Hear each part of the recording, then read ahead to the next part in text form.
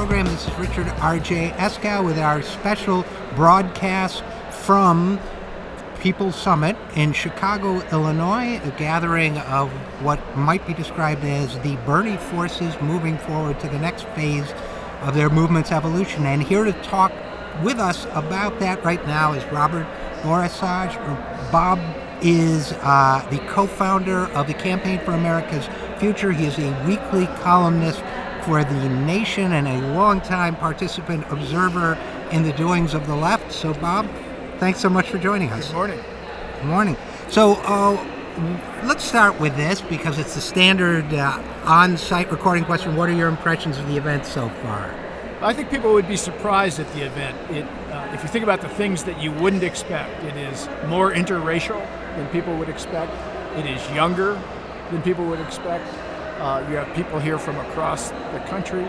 And what's the most interesting part about it to me is how many success stories you hear of young people who've been elected to city councils or to town meetings, of Bernie-crats who have taken over parts of their Democratic Party, of fights that are happening at different levels on issues.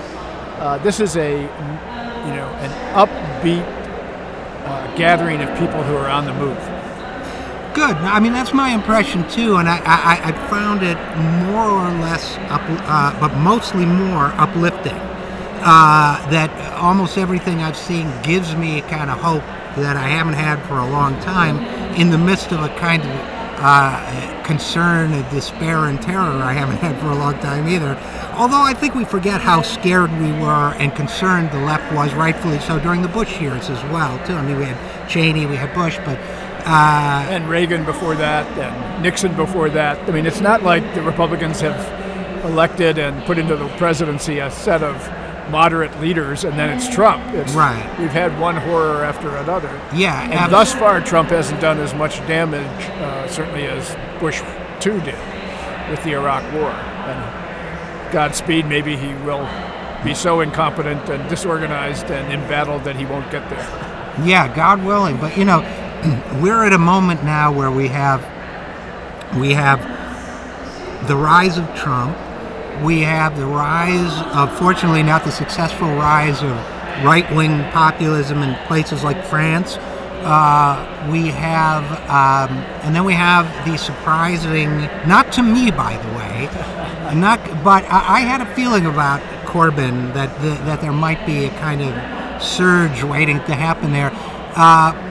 But somewhat surprising outcome for the British elections with Jeremy Corbyn doing extremely well, actually getting more of a percentage of the vote, if I have my data correctly, than Tony Blair did in 1997. Certainly getting more than Ed Miliband did in 2015.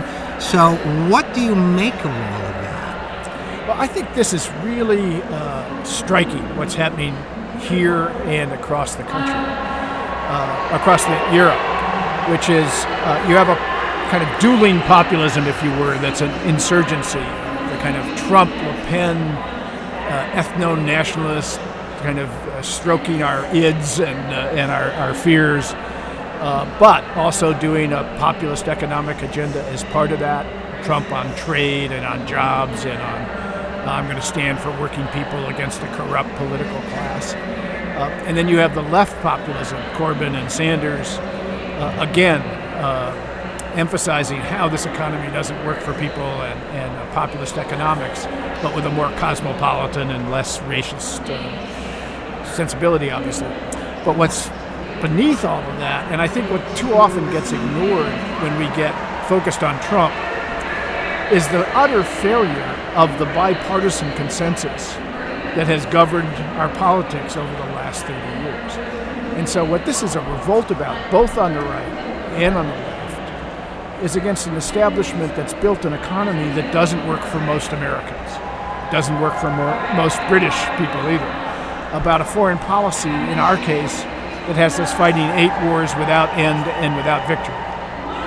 And that failure is registering in seismic explosions on both extremes, if you will, of the political spectrum with these dueling populism. And essentially it's a message from the population, both sides, saying to the establishment, this game is over. You better cut a very different deal for working people, or these explosions are going to get more seismic. Now, it's hard to be more seismic than Trump in the White House, but it can be done. Yeah. These are going to be, this is the beginnings of a revolt. It's building, it's not going away. And it's not clear the establishment gets that. So in the fight against Trump, the default position of resistance is to defend, the status quo, defend healthcare, defend sensible economics, defend Obama's budget as opposed to Trump's grotesqueries. But that posture is defending what has failed and what doesn't work. And this populist upsurge will continue until there's a very different deal cut with working people in these societies. Well, I think that's a very interesting point of view, and it dovetails into the next question I was going to ask, which is, you and I, years ago, well, I think you had the work done. I said it was a good idea to have the work done, so I shouldn't present it as a partnership. It was very important, I thought, at the time. It continues to be very important to track polling data on what are normally considered left issues in this country.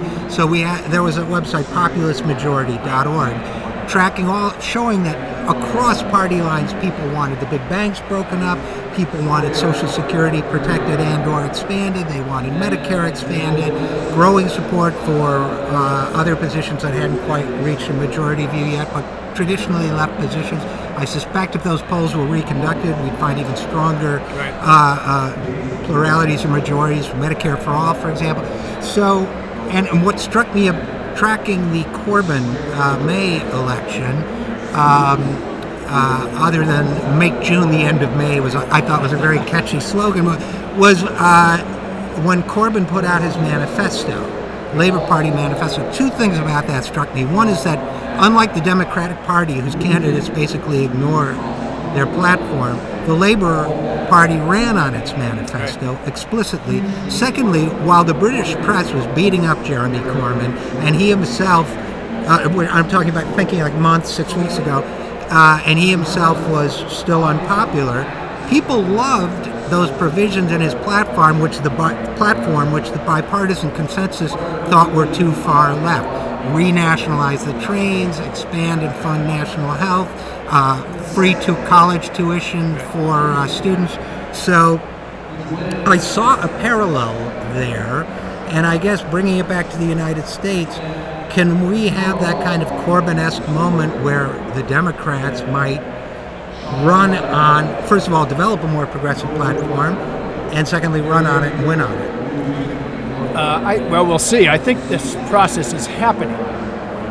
So you have the Sanders forces pushing not just candidates, but an agenda.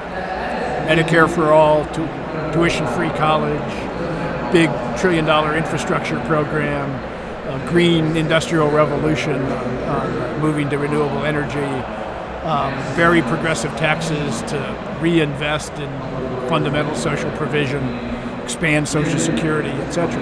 And what you see in the Democratic Party is a slow adoption of elements of that. So the party leaders just announced they endorse a $15 an hour minimum wage, which comes out of the Fight for 15 and the Sanders campaign. They announced the senators put out a $1 trillion infrastructure program that was essentially off of the Sanders campaign. Medicare for All now has an endorsement of the majority of the Democratic caucus in the House. First time ever, the Conyers bill. So I don't want to pretend that the Wall Street wing of the party isn't still there and they're not resisting, but there is progress being made on a whole range of these things that are part of the New Deal that's got to get cut with working people. And here's something that concerns me when it comes to I think you're right. I mean, my sense is also that they're moving to the left, and that there is resistance. And again, we're talking with Robert Borosage, co-founder of the Center for Campaign for America's Future and The Nation. My concern is that the other thing that happens when you talk about the Wall Street wing of the Democratic Party, besides outright resistance, reluctance to adopt a truly progressive platform, is the kind of co-option and dilution where they will say, for example, yes, we support tuition-free public higher education, but when you get done with the provisos and the mean testing and the after you graduate you have to do A, B, and C, and it only applies under the following circumstances, it's at best a marginal incremental improvement over what we've seen before, and pretty soon the public gets disenchanted again. What do we do? What's the strategy for preventing that from the Wall Street, protecting ourselves from the Wall Street Democrats who say, I'm with you and here's how I want to do it? Well, platforms in the Democratic Party generally are written and ignored. What's different is if there's a movement in the streets, there's a movement in the suites politically that's pushing candidates and holding them accountable. That can make a huge difference, and that can take the people who are frauds and expose them and push them and challenge them. We don't consolidate this position until we take out a few Democrats who are on the other side, whether they pretend not to be or whatever. And you can see that with the right wing. When they took out, Cantor, the Speaker of the House, everybody started paying a different amount of attention to the right in their own districts. And the Sanders people are beginning to get organized to be able to do that and to challenge sitting Democrats who are Democrats in name only or progressives in name only. And that's people call that divisive. It's not divisive. It's incredibly important at creating greater unity around a progressive agenda that's utterly necessary if we're going to make this country work for working people. Well, about this whole unity thing, it's interesting because I read it as unity for thee, but not for me. I read it as, when I hear people talking about unity, too often it sounds to me like what they're saying is unify behind me. Right. So the question, I'm wondering now... Unify behind me, and incidentally, if you want Keith Ellison to be the head of the Democratic Party, we're going to beat him. We're going to mobilize to beat him with we're the money. We're going to recruit a guy to run again. Yeah, and I guess what I get to from that is unity overrated? Well, we need unity in resistance against Trump, and we have that in an extraordinary way, which is wonderful. And we need a very profound argument within and without the Democratic Party, with a movement that is driving a bold agenda and forcing change, and that means, by definition, argument, debate, division, challenges, and we're not going to have change unless we get that. So we need to walk on both those legs. Yeah, and I guess I think there is unity, surprising unity among the Democratic Party voters about certain issues. I think when people within the party establishment talk about unity, they're talking about a different kind of unity. And I think there's a sense that somehow, for example, a primary challenge is a display of incivility. To me, it's democracy. I mean, if you're my representative and I don't like what you're saying and we're in the same party, isn't it democracy for me to run against you and let the voters decide which one of us they like? And you can argue that it's a waste of resources if a millionaire challenges a Wall Street Democrat in a primary and they raise a lot of money and have a fight and they don't disagree politically.